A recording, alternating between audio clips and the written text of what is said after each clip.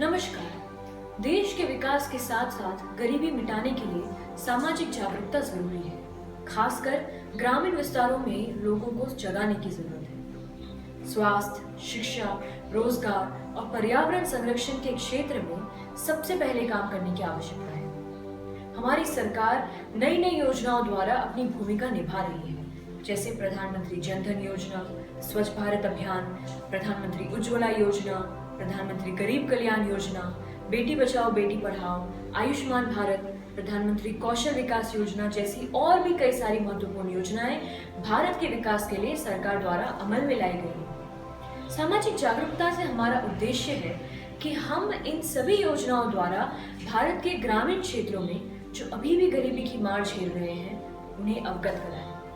उन्हें बताएं कि सरकार द्वारा किए जा रहे प्रयासों द्वारा वे अपनी समस्याओं को दूर कर सकते हैं। हमें खासकर ग्राम वासियों को जागरूक करने की जरूरत है कि वे अपने स्वास्थ्य के प्रति ध्यान दें, स्वच्छता जैसे पहलुओं को नजरअंदाज न करें, बीमारी में सरकार की योजना आयुष्मान भारत का सहारा लें, दैनिक कार्यों को अनुशासन में रहकर करें और अपनी कार्यक्षमता बढ़ाएं। प्रधानमंत्री कौशल विकास योजना के द्वारा अपनी योग्यता बढ़ाएं और सरकार के रोजगार के अवसरों का लाभ लें। अपने बच्चों को कम उम्र में काम पर न भेजें, बल्कि रोज स्कूल भेजें। आंगनवाड़ी में भी सरकार के नियमों का पालन हो। बच्चों को स्वस्थ रखने के लिए महिलाओं का स्वस्थ रहना आवश्यक है, इसीलिए महिलाओं के स्वास्थ्य के लिए ग्राम वासियों को समझाने की जरूरत है। आइए हम सब मिलकर गांव-गांव में सामाजिक जागृति का आह्वान करें और देश के विकास में भारत सरकार की एवं आदरणीय प्रधानमंत्री श्री नरेंद्र मोदी जी की छोटी सी मदद करें। विद्या ददाति विनयम, यानी विद्या से विनय आता है, सोचने समझने की शक्ति आती है और जीवन में नए नए अवसर मिलते हैं, जिसके कारण एक विद्यार्थी अपने समाज, अपने गांव और अपने देश का आर्थिक और सामाजिक स्तर सुधार सकता है। सरकार ये प्रयास कर रही है कि प्राथमिक विद्यालयों में शिक्षा मुफ्त करती जाए तथा भविष्य में काम आने वाले विषय विद्यार्थियों को कक्षा में ही सिखा दिए जाएं। उद्देश्य यह है कि विद्यालयों में ही कंप्यूटर विषय तथा अन्य प्रैक्टिकल स्किल्स सिखाई जाए, जिससे रोजगार तथा कौशल का विकास होता है। शिक्षकों की ट्रेनिंग को भी इसी दिशा में बदला जा रहा है। याद रखिए, भारत का संविधान हर बच्चे को ये हक देता है, यह अधिकार देता है कि वह शिक्षा ग्रहण कर सके। हमारा आप सभी माता पिताओं से निवेदन है कि अपने बच्चों को शिक्षित होने का अवसर दें। आज उन्हें पढ़ने भेजकर जो आप बीज बोएंगे वही कल वृक्ष बनकर आपको और आपके गांव को फल देगा और उसी वृक्ष के फूलों से समाज और देश महक उठेगा। आज ही ये जिम्मेदारी लें और उन्हें अपने अधिकार दिलाएं। दैहिक, मानसिक और सामाजिक रूप से पूर्णतः स्वस्थ होना ही स्वास्थ्य है। संतुलित आहार हमारी पोषण संबंधी आवश्यकताओं को पूरा करता है, कुछ बीमारियों को रोकता है और कुछ का उपचार करता है। संतुलित आहार वह आहार है जिसमें हमारे शरीर की आवश्यकताओं के अनुसार सभी पोषक तत्वों का समावेश होता है, जैसे अनाज, दालें, सब्जियां, फल आदि। एक संतुलित आहार में सभी पोषक तत्वों का समावेश व पानी शामिल है। इसके अलावा शारीरिक रूप से सक्रिय रहने से कई स्वास्थ्य संबंधित समस्याओं का समाधान हो सकता है, जैसे नियमित चहलकदमी, योगाभ्यास आदि। स्वस्थ जीवन शैली के लिए मादक द्रव्य पदार्थों का निषेध अति आवश्यक है। मादक पदार्थों के प्रयोग से हमें मानसिक एवं शारीरिक क्षति होती है। सबके साथ नियमित शारीरिक परीक्षण भी हमारे स्वास्थ्य जीवन शैली के लिए अति आवश्यक है। आज की इस भागदौड़ भरी जिंदगी में सरकार द्वारा विभिन्न योजनाएं पारित हो जाती है और हम इनसे वंचित रह जाते हैं। इसका प्रमुख कारण यही है जागरूकता का अभाव, और ये सारी सरकारी योजनाएं हमारे जीवन में अति महत्वपूर्ण साबित होती है।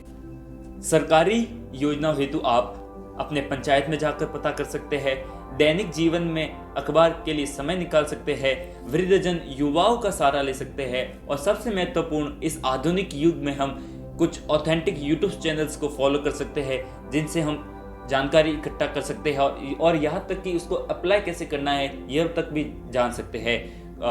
कुछ अच्छे न्यूज़ चैनल फॉलो कर सकते हैं और सरकारी साइट्स जैसे mygov.in पर जाकर भी हम पता कर सकते हैं। इन सब तरीके से आप एक जागरूक समाज का हिस्सा बन सकते हैं और भारत को उन्नत बनाने में अपना सहयोग दे सकते हैं। कुछ महत्वपूर्ण योजना जैसे आयुष्मान भारत योजना, इंद्रधनुष योजना, किसान क्रेडिट कार्ड स्कीम स्वामित्व योजना, प्रधानमंत्री जन धन योजना, प्रधानमंत्री स्वास्थ्य सुरक्षा योजना, राष्ट्रीय कृषि विकास योजना आदि सेवाओं का आप लाभ उठा सकते हैं। सबसे महत्वपूर्ण बात, इन योजनाओं का लाभ उठाते वक्त किसी भी प्रकार की धोखाधड़ी का शिकार नहीं होना है और ऐसी संदिग्ध जानकारी मिलने पर आप सरकारी हेल्पलाइन नंबर पर कॉल कर सकते हैं और उसके साथ साथ अपने साथ साथ समाज को भी जागरूक बनाने में अपनी भूमिका निभा सकते हैं। कुछ समय निकालकर इन योजनाओं के बारे में जानने का प्रयास करें और जो योजना आपके लिए लाभदायक है उनका पूरा फायदा उठाएं और अपने जीवन को सुखद बनाएं। विकट समय में संयमित दिनचर्या ही श्रेष्ठ विकल्प है। उसके उपलक्ष्य में मैं आपसे कुछ बात कहना चाहूँगा, जैसे कि सुबह जल्दी उठ के सूर्य नमस्कार करें, नाश्ते में फ्रूट जूस अथवा ड्राई फ्रूट जूस व दूध का प्रयोग करें, धूप में बैठे जिससे विटामिन डी आपको मिलता रहे, दोपहर में संतुलित आहार ग्रहण करें, उसके बाद 10-15 मिनट तक बाएं मुड़कर सो जाए, रात को सूर्यास्त होने तक भोजन ग्रहण करना चाहिए, भोजन के बाद लघु अंतर तक चलना चाहिए, रात को सोने से पहले दूध पिए। उसके अलावा आप घी का भी प्रयोग कर सकते हैं। रात को जल्दी से सो जाए और अपने आसपास मोबाइल और टीवी स्क्रीन ना रखें। बुजुर्गों और बच्चों को दिन में 4 से 5 बार हल्का खाना खिलाएं। सिर्फ कोविड में ही नहीं पर जरूरत होने पर ही घर से बाहर निकले। इससे यह होगा, प्रदूषण और ट्रैफिक से आपका सामना नहीं होगा और आपका समय भी बचेगा और आप खर्चा भी कम करेंगे। फीमेल हाइजीन पे बात करेंगे। रसोई और बाथरूम में हाइजीन पे अत्यधिक ध्यान दें। मेंस्ट्रुअल हाइजीन, पर्सनल हाइजीन पे जागरूक रहें। गर्भवती महिलाओं का घर के सभी सदस्य मिलकर ध्यान रखें एवं बारंबार चिकित्सा जांच आवश्यक है। इस प्रकार आप अपना और अपने परिवार का ध्यान रखें और स्वस्थ रहें। धन्यवाद।